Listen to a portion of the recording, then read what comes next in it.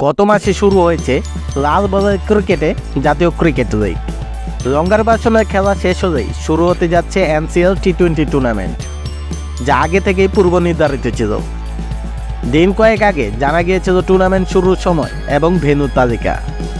NCL টি-20 tournament মাঠে গড়াবে আগামী 11 December থেকে, আর এই আসরের ফাইনাল ম্যাচ অনুষ্ঠিত হবে 23 ডিসেম্বর। আসন্ন এই টি-20 লিগ দিয়ে আবারও মাঠে ফিরছেন তামিম ইকবাল। বিসিবির নির্বাচক হান্নান সরকার গণমাধ্যমকে বলেন, তামিম খেললে স্বাভাবিকভাবেই চট্টগ্রাম বিভাগের হয়ে খেলবে। টি-20 সংস্করণে সে খেলবে। কয়টা ম্যাচ খেলবে, কখন খেলবে, এই বিষয়গুলোর জন্য আমাদের হাতে আরও সময় আছে। এর আগে আমরা আলোচনা করব। তবে হ্যাঁ, এনসিএল টি-20 খেলার ব্যাপারে সে আগ্রহ প্রকাশ করেছে।